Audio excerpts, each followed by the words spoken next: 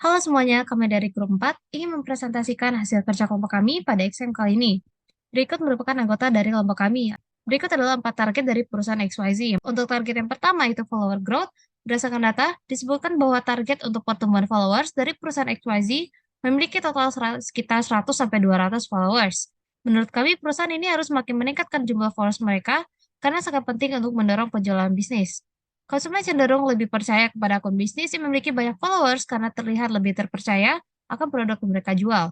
Oleh karena itu, kami menyarankan beberapa cara seperti menampilkan iklan yang lebih menarik, memasang iklan di Instagram Stories, lalu melakukan kerjasama dengan KOL atau Key Opinion Leader seperti selebgram dalam mempromosikan produk tas perusahaan XYZ agar target followers dapat tercapai.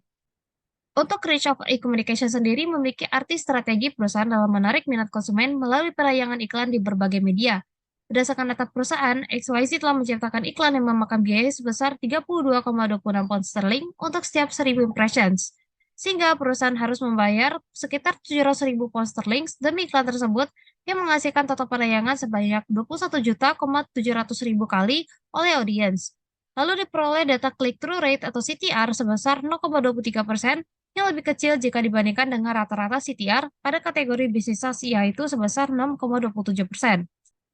Oleh karena itu, menurut kami perusahaan XYZ dapat melakukan beberapa cara untuk meningkatkan persentase CTR mereka seperti memahami audiens yang akan dijangkau, meningkatkan kualitas judul dan meta description atau rekasa singkat pada halaman website, dan yang terakhir memanfaatkan struktur markup atau tampilan rating, bintang review, dan harga produk. Saya Muhammad Rizky Berspati akan menjelaskan tentang perusahaan XYZ target.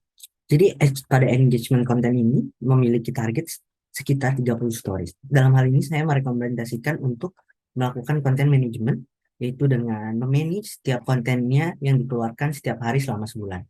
Jadi perusahaan tersebut bisa membuat kreatif interaktif konten setiap harinya selama sebulan dan kita bisa melihat apakah dari situ responnya bagus atau tidak. Jika tidak bagus, bisa dievaluasi pada akhir bulan untuk bulan selanjutnya agar konten tersebut bisa mendapatkan engagement yang bagus. Karena di sini kita melihat dari bulan sebelumnya apakah interaktif konten tersebut bisa mendapatkan engagement yang bagus atau tidak. Jika tidak, maka bisa dibuat ide yang baru untuk strategi konten pada bulan selanjutnya. Selanjutnya, saya akan menjelaskan tentang adanya leads or opportunity generate. Jadi di sini perusahaan tersebut bisa mendapatkan peluang opportunity response sekitar 16.700 dengan cost sekitar 41,92 pound sterling dan conversion rate sekitar 10,6%. Di sini bila kita lihat conversion rate, tingkat pengukuran keberhasilan apakah suatu proses digital marketing itu berhasil atau tidak, karena biasanya conversion rate bisa dilihat dari sebuah website yang dibentuk atau sebuah website yang dibuat, dan di sini mungkin masih cukup kecil sekitar 10,6% dengan cost 41,92 pound sterling. Dan dalam hal ini saya bisa merekomendasi sebuah strategi untuk menaikkan conversion rate-nya. Mungkin pada website bisa dibuat sebuah pop-up yang akan muncul seperti promo ataupun produk yang sedang flash sale untuk dimunculkan pada halaman pertama agar pengunjung website bisa langsung melakukan klik dan kemungkinan besar bisa melakukan pembelian pada saat pertama kali pengunjung website melakukan kunjungan ke dalam website. Dan selanjutnya ada number of outcome deliver. Kita lihat penjualannya sekitar 1.770 dan cost dari penjualan tersebut, cost per sales-nya yaitu 395,58 pound sterling. Dalam hal ini, cost per sale diartikan sebagai misalnya kita menitipkan barang penjualan kita pada platform lain dan platform tersebut akan mendapatkan fee dari penjualan kita, dan cost per sales-nya yaitu lumayan cukup besar yaitu sekitar 395 pound sterling. Dalam hal ini mungkin bisa direkomendasikan dengan memperkuat branding pada website perusahaan agar cost per sales-nya bisa ditekan dan bisa mendapatkan profit bersih yang lumayan tinggi karena tidak harus karena bisa menekan cost per sales dari yang seharusnya dibayarkan kepada platform lain. Saya akan menjelaskan tentang conversion content. Data pada engagement content menyebutkan bahwa target conversion content yang diinginkan oleh perusahaan tas XYZ adalah sebanyak 20 feeds. Untuk menarik lebih banyak customer, kami menyarankan perusahaan XYZ untuk memastikan 20 feeds ini memiliki konten yang menarik dan insightful bagi para customer. Jenis-jenis konten yang bisa dipilih antara lainnya adalah deskripsi produk dengan foto dan copywriting yang menarik dan menonjolkan kelebihan produk. Bisa pula membuat konten fun fact mengenai dunia tas dan jenis-jenisnya dengan format yang menarik untuk kemudian bisa diselipkan macam-macam produk ke perusahaan XYZ sebagai contoh. Selain itu, konten mix and match baju dengan tas produk XYZ juga dapat menarik engagement yang cukup tinggi. Secara konten mix and match dapat membuat konsumen dapat memiliki gambaran langsung bagaimana mereka dapat mencocokkan produk tas XYZ dengan pakaian mereka. Setelah memaksimalkan conversion konten dengan memposting feed dengan konten berkualitas, sesudahnya sebaiknya dilakukan evaluasi kembali untuk melihat konten seperti apa yang memiliki engagement tertinggi dari konsumen perusahaan XYZ dan konten seperti apa yang paling banyak menarik perhatian market. Lalu yang kedua, rich content. Rich content adalah salah satu strategi bisnis digital yang dapat digunakan perusahaan XYZ untuk memperluas jangkauan bisnis mereka dan meningkatkan brand awareness. Untuk mencapai tujuan memperoleh rich content sebanyak 10 reels, XYZ Company dapat membuat platform digital yang up-to-date dan user-friendly seperti website dan akun media sosial. Platform ini harus menawarkan informasi yang jelas dan mudah ditemukan tentang produk tas ekspor yang ditawarkan, termasuk fitur interaksi seperti chatbox dan form kontak. XYZ dan dapat membuat konten yang menarik dan berkualitas seperti video produk, testimoni pelanggan, dan lainnya. Konten ini harus dipromosikan di platform digital dan media sosial perusahaan untuk memperluas jangkauan dan membangun minat pada produk tas ekspor.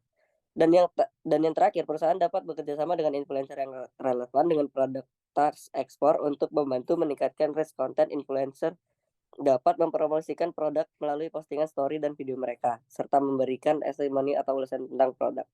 Lalu saya akan menjelaskan tentang website visit. Website visit adalah berapa banyak orang yang mengunjungi website dari perusahaan XYZ.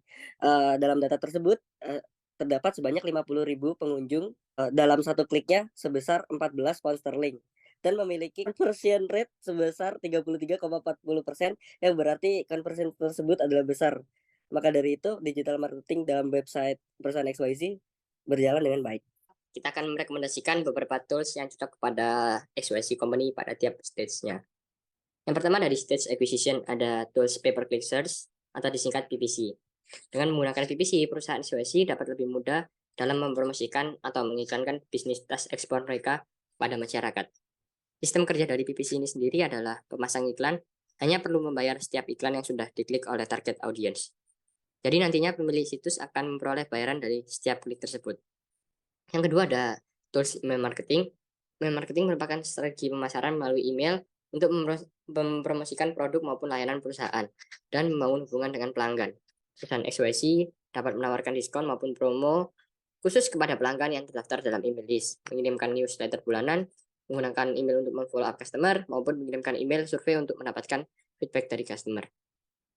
Stage yang kedua ada conversion or proposition development.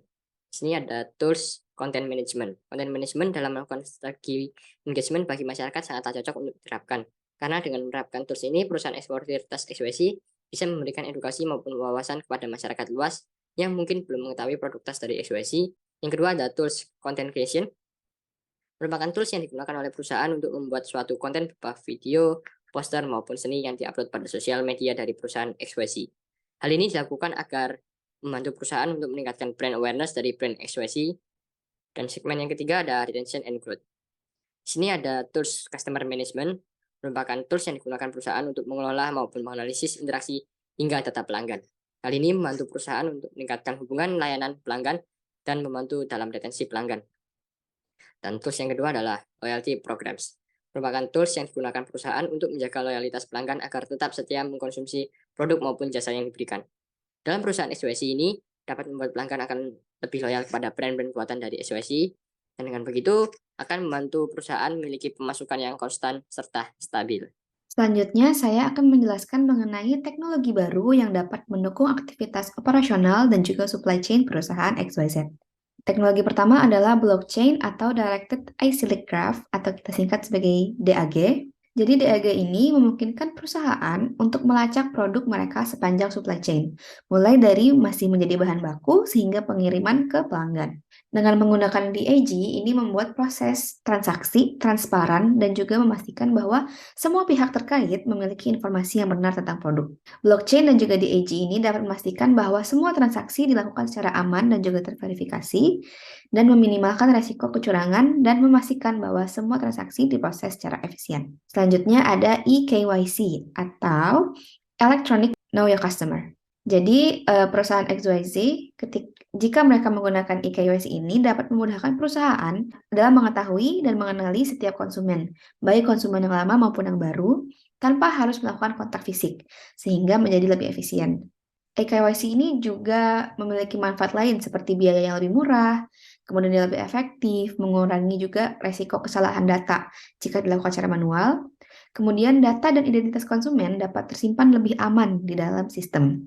Oleh karena itu, eKYC ini sangat direkomendasikan untuk digunakan oleh perusahaan XYZ. Selanjutnya ada Big Data. Kami merekomendasikan perusahaan XYZ untuk mencari dan juga mengolah Big Data, serta melakukan perhitungan analisis simulasi dari Big Data yang telah didapatkan, karena Big Data ini mencakup data yang bervariasi dan juga beragam, sehingga ketika dianalisis ini sangat bermanfaat untuk mengetahui dan juga memutuskan strategi bisnis seperti apa yang paling tepat untuk perusahaan XYZ. Selanjutnya ada Internet of Things atau IoT. Jadi IoT ini basically adalah teknologi yang menghubungkan beraneka ragam teknologi yang digunakan oleh perusahaan di dalam satu jaringan, sehingga semua teknologi ini terhubung di dalam satu jaringan yang sama. Penggunaan IoT ini fungsi utamanya adalah efisiensi dan juga kemudahan kendali, sehingga perusahaan lebih mudah untuk memantau dan juga menggunakan teknologi-teknologinya. Dan yang terakhir ada AI atau Artificial Intelligence. Jadi Artificial Intelligence ini adalah perkembangan teknologi terbaru dan dapat dimanfaatkan oleh media simulasi bagi perusahaan untuk menjalankan berbagai macam skenario supply chain demi mencari pilihan mana sih yang terbaik bagi perusahaan XYZ. Selain sebagai media simulasi, Artificial Intelligence juga dapat dimanfaatkan untuk menjalankan data analytics bagi perusahaan sebagai bentuk evaluasi strategi perusahaan. Sekian presentasi dari kelompok kami, terima kasih.